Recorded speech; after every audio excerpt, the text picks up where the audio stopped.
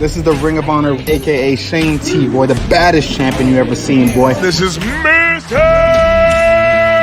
Anderson. This is good old JR Jim Ross, and you are listening. You're listening to Knockouts and 3 Counts. Cover! We got it, the new world champion! That might be one of the craziest knockouts I've ever seen in my life. Knockouts and 3 Counts is the podcast, baby! It's the real deal, baby! Knockouts and 3 Counts starts now.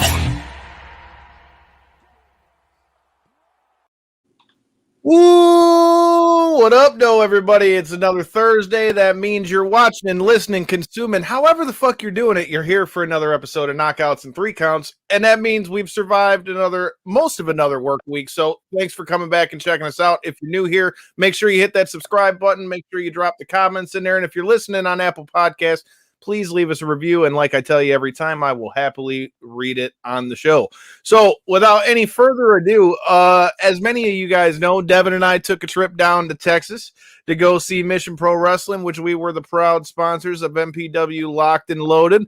And we got to run into some familiar faces from the Evolve and Shine days. For those of you guys who have been following us for a while, you would know that this is a return guest for us. We have the return of the Woad. How are you doing?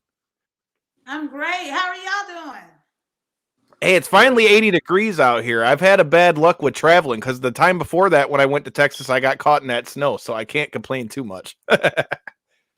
Wow.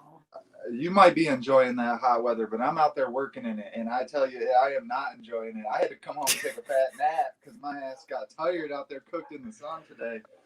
So other than that, ready to get this damn. Your lily white ass could use a tan, bro. We got a bachelor party to go to soon. Bro, come on, man. Real, but the farmer tan's gonna be realer if the sun keeps cooking me like this at work. Hey, man, you work for your dad now. Just take your shirt off, bro. Just do your thing. I don't think anybody will give a shit while you're hanging garage doors. Depends on where I'm at. They might not mind at all. I'm not gonna touch that one because I feel like there was a little something extra to that one. I'm going to just leave that one here. Well, without any further ado, like I said, it's a good to get to see you again. It's been a while since we got to bring you on the show the first time when we were getting to do our stuff with Shine and Evolve. So first of all, let's catch up a little bit. What's been new with you since the pandemic? I mean, obviously things have slowed down a ton from what you were used to. But what have you been up to since we've gotten into the pandemic besides trying to acquire all the puppies? Honestly, I like to think the better question is, what haven't I gotten into? I'm just, I stay training, making myself better, evolving, becoming more dangerous than ever. And, I'm actually getting a document made about my vision journey, about all the surgeries I've gone through, every obstacle that I've encountered that led me up to here. So yeah, it's been pretty busy for me. I like it, man. And that's the thing, like the world kind of just went on standstill, but I mean, at the same time, it's not like life stops. That's the thing. Like I work for the post office, so it's like everybody's like, man, I'm so glad to be getting back to work. And I'm over here like, fuck, man. Like it never really stopped for me. So I totally can respect that grind. Well, tell me a little bit about what your thoughts are on Mission Pro, because, we just got back from MPW Locked and Loaded. It was a really cool event to be at, first of all, because obviously, as anybody who don't know, it's an all-female promotion. You had a match with Alejandra The Lion. You had Thunder Rosa trying to beat up Dave LaGreca. Dave LaGreca cracking people with bottles and all kinds of shit. If you didn't see it, make sure you go check it out at Title Match Network. So what were your thoughts on MPW Locked and Loaded? Well, first off, I just want to say I think Mission Pro Wrestling is an amazing promotion. I think within the next year or so, it's going to be, if not the top female promotion, definitely in the top of the top female promotions. I love the vibe that it adds to just even the locker room. You just see so many different ethnicities, backgrounds, characters, gimmicks. And I love the fact that I get to be a part of that. I love the fact that, I'm surrounded in a locker room where there's nothing but encouragement. I get to, learn from Jazz. She gets to critique my match. She gets to watch my match. And actually, Locked and Loaded, that was where I got my very first win at Mission Pro. So nothing but good vibes there. And I can't wait to be back. I mean, first of all, congrats on picking up that dub. Corey, before I get to asking a few more questions about Mission Pro and all that kind of stuff, what were your thoughts, since you didn't get to come with us to Texas, since you keep hiding over here in the mitten and stuff? What were your thoughts on the match that we saw from the Woad at Mission Pro Wrestling, since that was your first experience of the Woad? That was my first experience, and I went back and I actually reviewed the match just earlier today before watching it early, when it first initially happened. She made you work for that one, huh? She did not give you nothing for free in that match, man. It was a hell of a match. Not only did the Lion name live up to it with the mane she had going on, but not only that, she really fought for it. It was a fun, entertaining match. It really honestly was. I mean, oh yes, without a doubt, like Alejandra is amazing. She has such potential. She has such energy. She really lives up and embodies that name. Her hair is a freaking lion's mane by itself. So yes, definitely earned that win. And honestly, it was just everything about it, from the crowd to being the first match to setting the stage, setting basically the vibe of the show, and just showing what the weapon of ass destruction is all about. I felt that Mission Pro was just the perfect place for me to show that. So that brings up a great question. So as any of you guys know, I mentioned it in the intro, we had Dave LaGreca from Busted Open come with us before the show and all that stuff. When I was checking out Busted Open on the Monday after Mission Pro, the thing that kept coming up was out of Mark Henry's mouth was the Woad. So for you, what does that mean that, your brand of entertainment, your style of wrestling is kind of like getting its hold? And when guys like Mark Henry are giving you the endorsement that yours is the name that they remember most out of Mission Pro, besides what was going on with Dave, I mean, I got to imagine that's got to make you feel pretty good. So what are your thoughts on that? It really does. Honestly, words can't explain. Like I used to watch Mark Henry growing up, so the fact that he, actually paid attention to my work really means more to me than I could ever say. And I just love the fact that, somebody's watching me, somebody's looking at me. Even if I don't know it, even if I don't see it, somebody is watching me, and I love the fact that he got to see up close and personal what the weapon of ass destruction is all about. I like it. So that leads perfectly into another question that I had for you. So, on the way back from Austin back down to Dallas, where Devin's at, we checked out interview from past guest of our show and some friends of the show, Mr. Kel Danzy and Andreas Hale from Wrestling with Stereotypes. And we were checking out their interview with Faye Jackson. And again, like I said, your name is making the rounds as far as names that need to be getting picked up. In that interview, Kel and Andreas were talking with Faye about people that she thought, were there that needed to get signed. And like right off the rip, she said you and her were two names that immediately yours comes right to mind, because like her, you guys are exactly who you are. You embrace you, and I feel like a lot of the major companies are trying to tone that down and things like that. So for you, what do you think it is that's kind of stopped you from, hitting that mainstream plug yet? Because I mean, it's not like you haven't been out here grinding, because like I said, it's not the first time we've had you on the show, and you were already doing your thing with Shine and Evolve when we saw you then. So what are your thoughts on Faye's assessment there? Well, honestly, I couldn't agree with her more. Like, I really hope, once she gets her health all together, and whatever she's going through, whatever what's stopping her, what's taking her away from wrestling, I would love to tag up with Faye. Like, I hope she comes back to wrestling, just so, even if it's once, just for us to have that match, because I feel like that match, even though it hasn't happened yet, will be honestly legendary.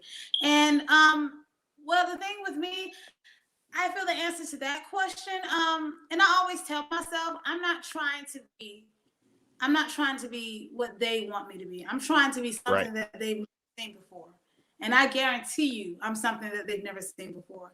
And you know, when you see something new for the first time ever, you know, what's a human's first reaction? You know, we push it away because it's new. We're not used to it. We're not used to the norm. So we push it away. We, you know, even try to speak bad of it because we don't know of it. You know, it's something that basically the wrestling world has never seen before. So, of course, you know, I'm used to the negativity. I'm used to, you know, anybody telling me, "Oh, wow, you're so different." Of course, I'm different. You damn right, I'm different. There's no other female in this business like me. I'm the one-eyed, thick-thighed weapon of ass destruction, the Woad. So yes, damn straight. And what I like to tell myself, and it's like, okay, whatever promotion wants to make history by having the first ever half-blind female wrestler a part of their roster, they know where to find me. You know, they know where to find me. And until then, I will support my friends and other wrestlers and watch them succeed, applaud them as they get opportunities after opportunities. Because you know why? You know that old saying, they say the best for last. Hey man, I like it. And like, that's the thing. I'm a firm believer, you know, and like our show's been around about 4 years now. I remember us starting in our buddy's kitchen to like when they got us to let us come down there for StarCast and doing interviews with DDP and stuff like that. I'm a firm believer, whether it's wrestling, whether it's podcasting, whether it's fighting, whatever you're talking about. At the end of the day, hard work speaks for itself. And you've been out here for a while. And not to mention, like you said, the thing that you've got in your back pocket is the fact that, like you said, you're different. And that's something that in wrestling, it seems like it's hard for that to always come across. I feel like so often, whether it's males or females, you know, like you'll go to a random indie show and you see like generic wrestler number 5 who's got, you know, whatever tights or whatever. And not hating on it, but it's not something where you're like, yo, that's different.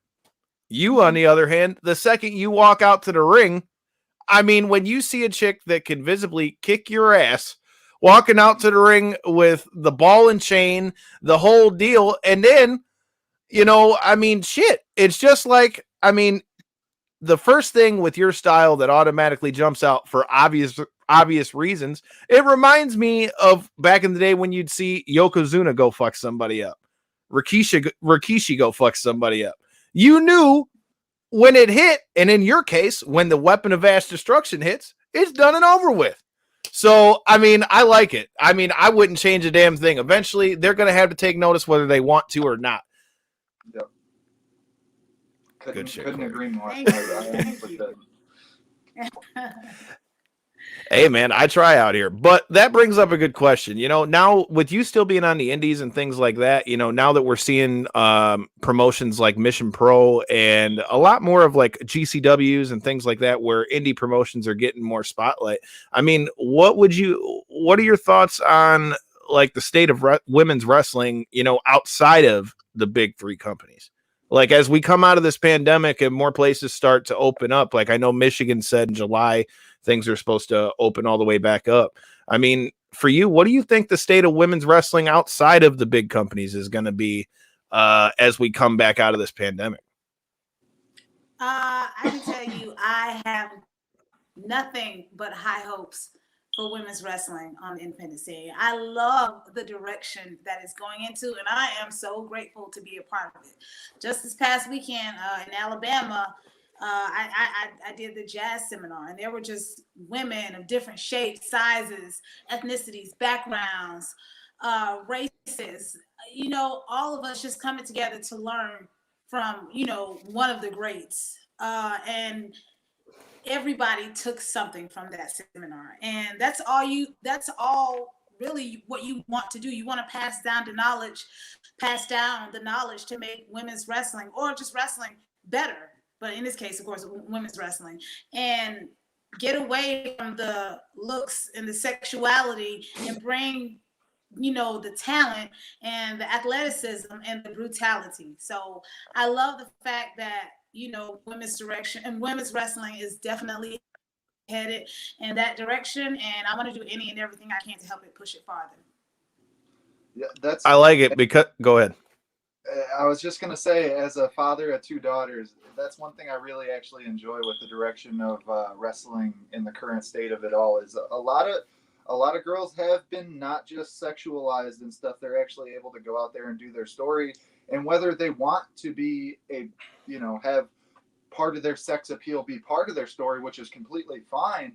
That's not their story. That's not the whole detail. Where I feel like before, like growing up, that was the point. It was like either they were the big badass that could put hands on somebody and just look like they would wreck shop, or they were the diva type, and there was no fine line of like storytelling or anything in between. And that's where, especially in like the indie market, like Kyle was saying, I feel like last year, and really even we're just going to include 2019 and last year because of the way everything went.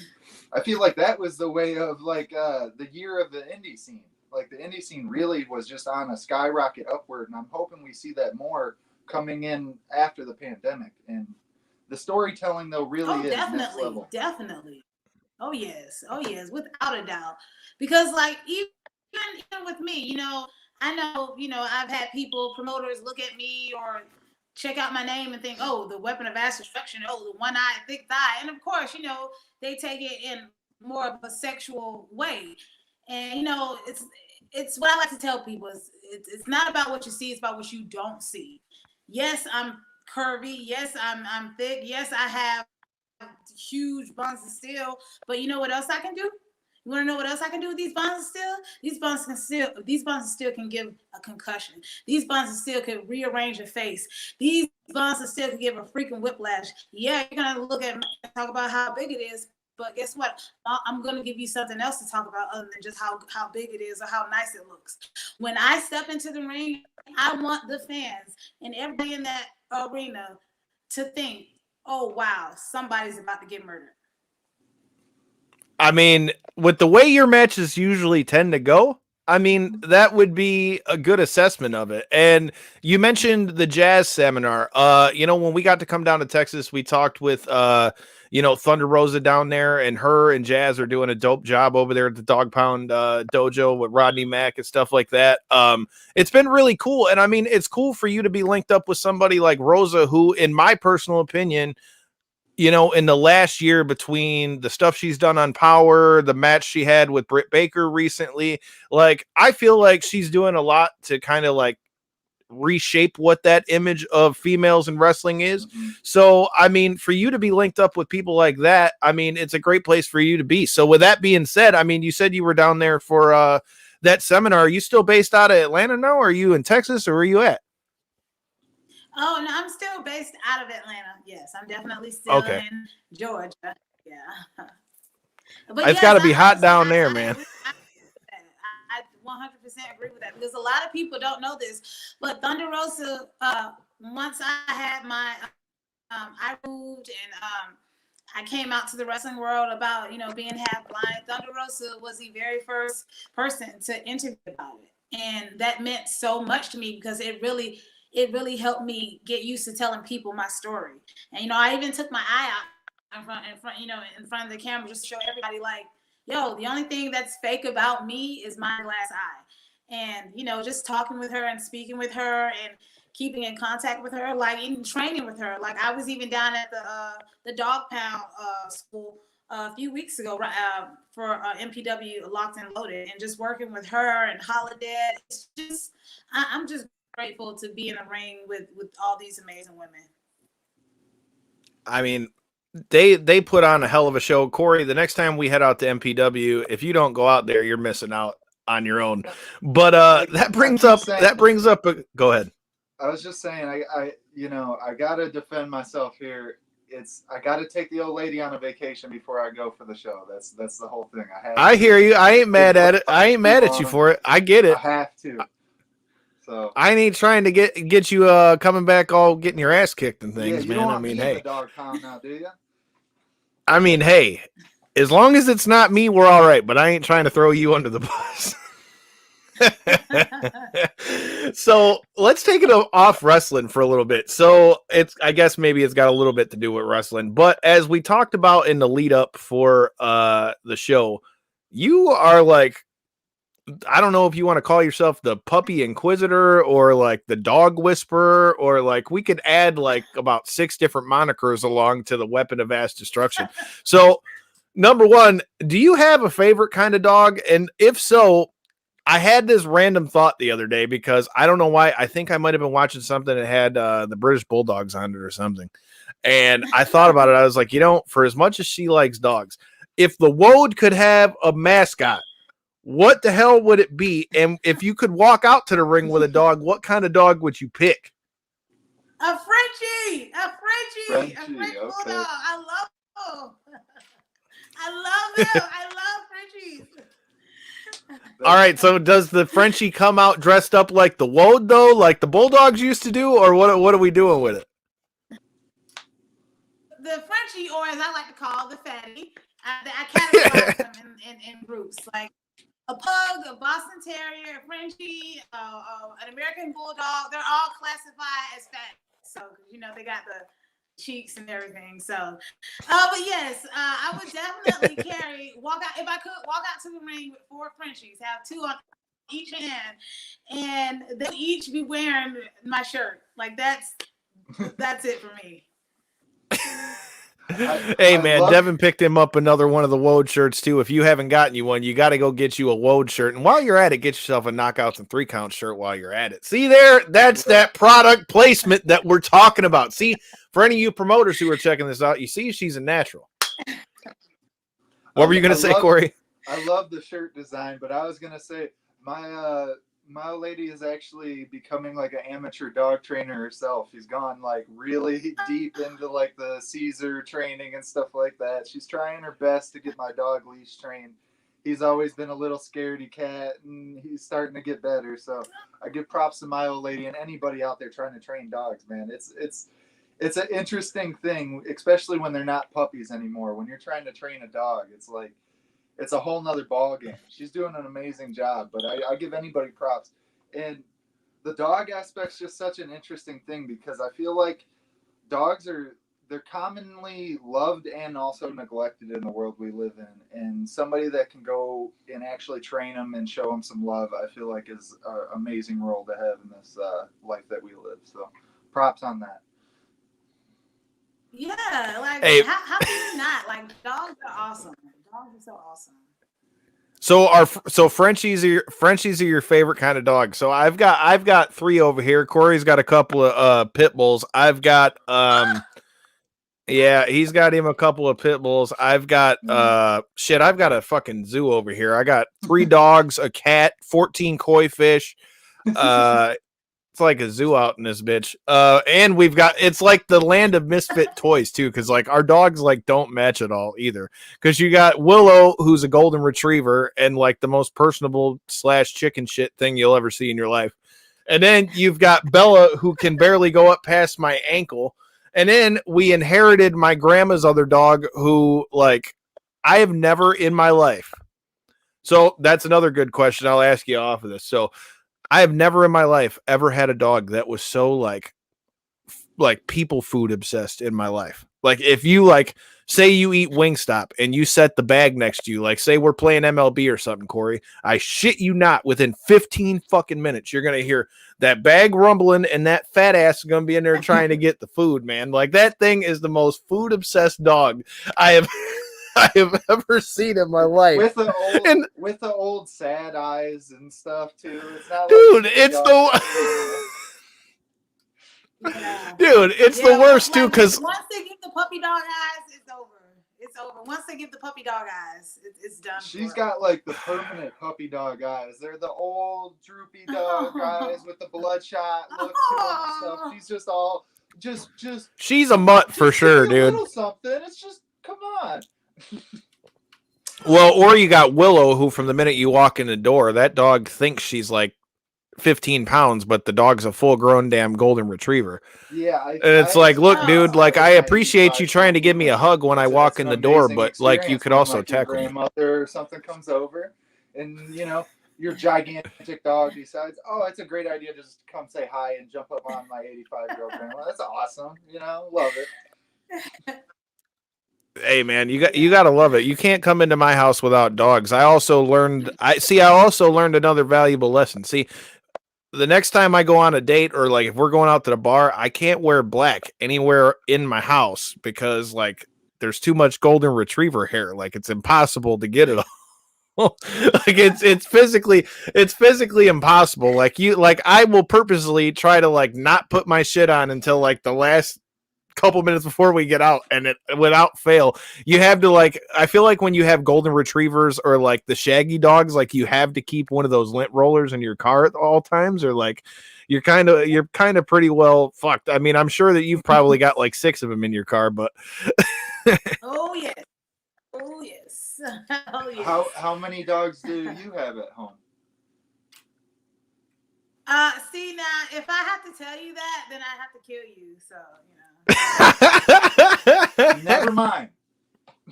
That's classified information, sir. Exactly. But I'll just say this. I feel that every dog is mine, especially the fatties. I call it fatty entitlement. So, like, yeah. So with everything that's going on, we talked about Mission Pro and what's going on with like indie wrestling and stuff like that. Like, how much are you paying attention to like what's going on like with AEW, WWE, like all the big ones, with you still being out on the indies and still working?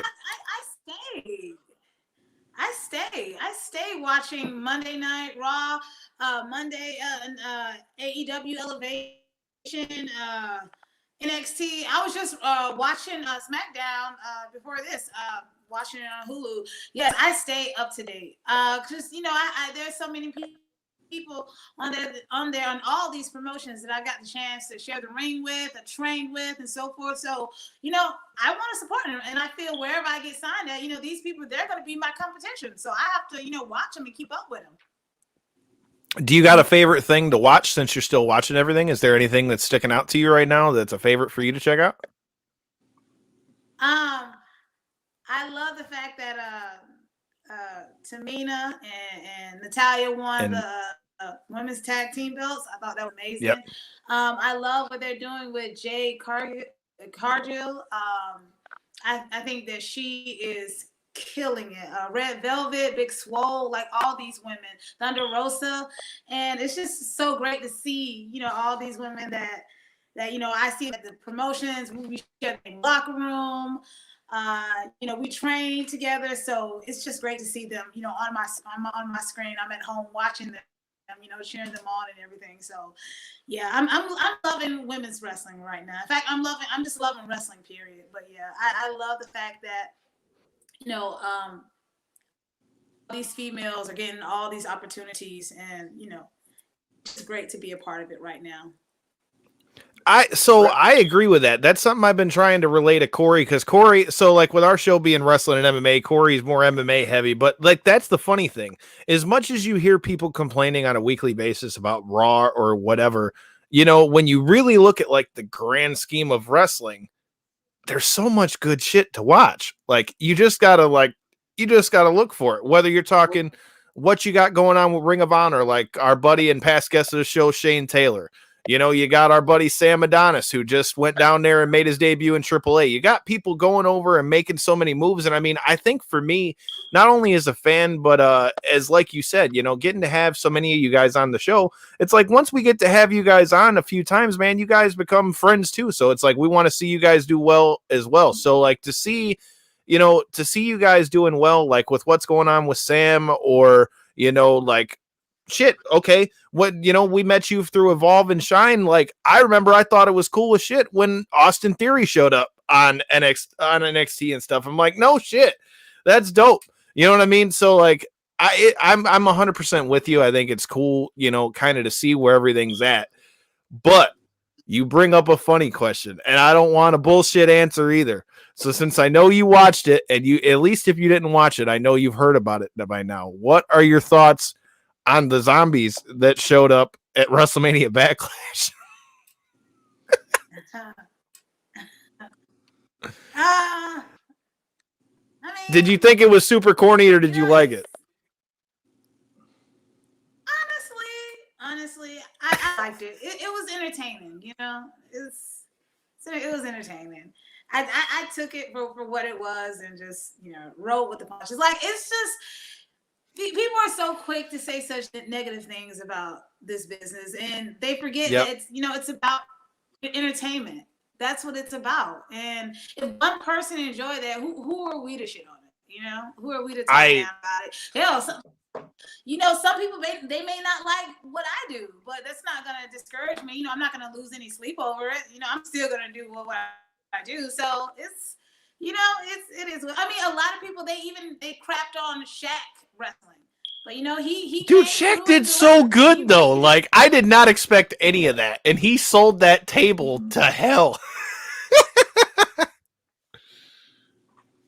He did. Yeah, and it's like it's so quick to look at the negative. It's so quick and so easy to look at the negative, and it's like, why? You know, we can just take it for what it is and keep moving forward. There are a lot of other great things that happen on that show too. We don't have to just be focused on that one thing. Let's just see it. I'm 100% with you.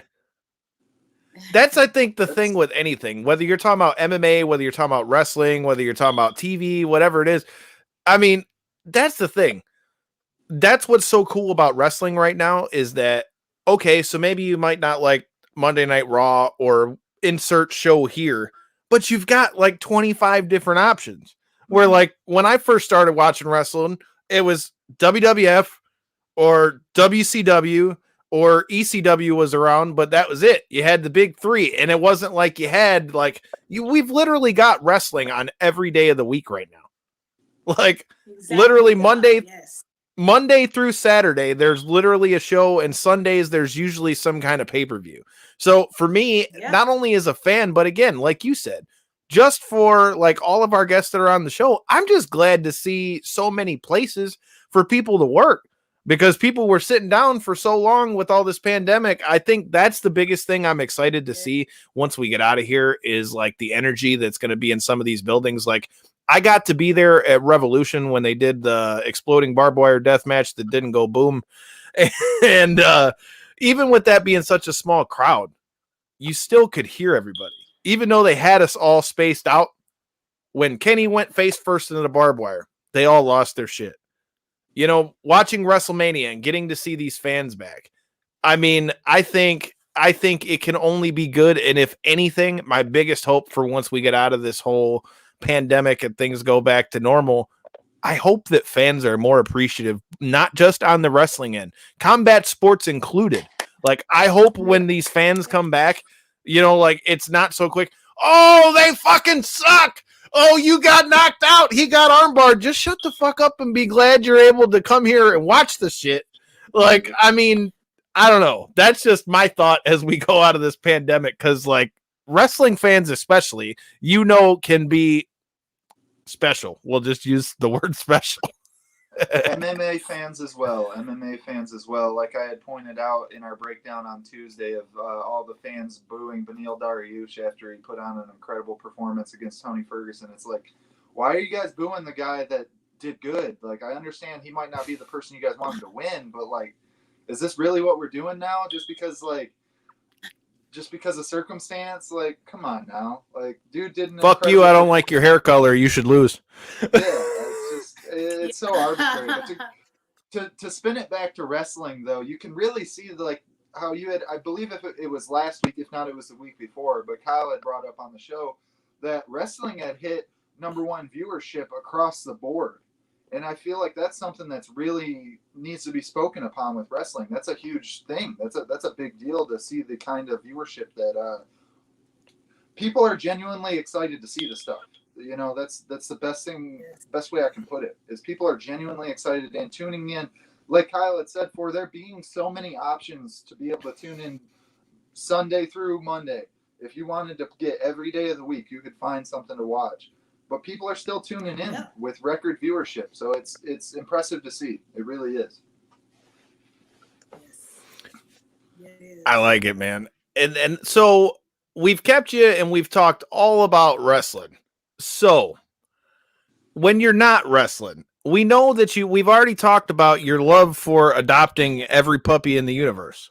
But what are you doing when we're outside of here? Because when we were at Mission Pro, afterwards, that shout out to the fine people at Pinball's Kingdom, me and Devin checked out the arcade that was there. I saw that you were a fan of some of the video games when we were there. Does the Woad mess with video yes, games? And if so, you mess with video games. What kind of video games are you messing with? Okay, I'm gonna just that was what's it called? A virtual reality. That was the first time I ever did something like that. So I was, that was so amazing. Like it was amazing. But yeah, I grew up on playing Super Mario. I'm not gonna lie. I'm not much of a gamer today. I mean, I can barely get a handle on my TikTok. So, but I grew up on Super Mario and playing, Mortal Kombat and Street Fighter and Tekken. So, I'm more of a, I don't know. I guess I'm kind of an old school. I'm not really much for the new shit they have today. I don't know.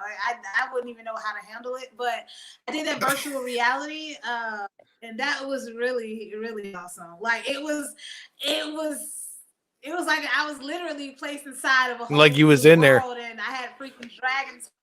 So yeah, the VR really is next level, man. That stuff. I have yet to invest in a headset myself. I've only worn a couple, but it really does pump it up to the next level. I mean, it's like there's a boxing game in particular where like many people say it is a genuine workout. Like you're throwing hands, whether it be virtual or not, you're the one still doing it. And that's the thing with VR is I feel like it's definitely the next direction for video games, and even like maybe a viewing experience. And I'm here like for it. that, I'm here for it. Yes, put me right in the center of it. I love it. Yeah. I'm with it. So you mentioned Mortal Kombat. You said you like Tekken and all those things. Have you watched the new Mortal Kombat yet? Yes, I have. I really enjoyed it too. I definitely saw it as the beginning. Everybody telling their story and so forth, and I can definitely see sequels in the future and so forth. So they have to. I wish they could have did.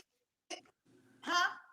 I said they have to do a sequel, especially with the way that ended. It has to. Yes. Yeah, I thought it was honestly great. And I know that it looked like they couldn't use as much people as they wanted to, and I'm guessing that was probably because of the pandemic and so forth. But I really, really enjoyed it. Look, man, Hanzo is a bad motherfucker. That's all I'm gonna say. Like, Hanzo is a bad motherfucker. That's all I'm going to say. Do you got a favorite Mortal Kombat character? Melina. I thought that might be where we're going. But, man, even her, like, they did, in my opinion, so I wasn't the biggest Mortal Kombat guy as a kid. But as I've gotten older, I know what the old movies look like. I know all the different characters and stuff like that.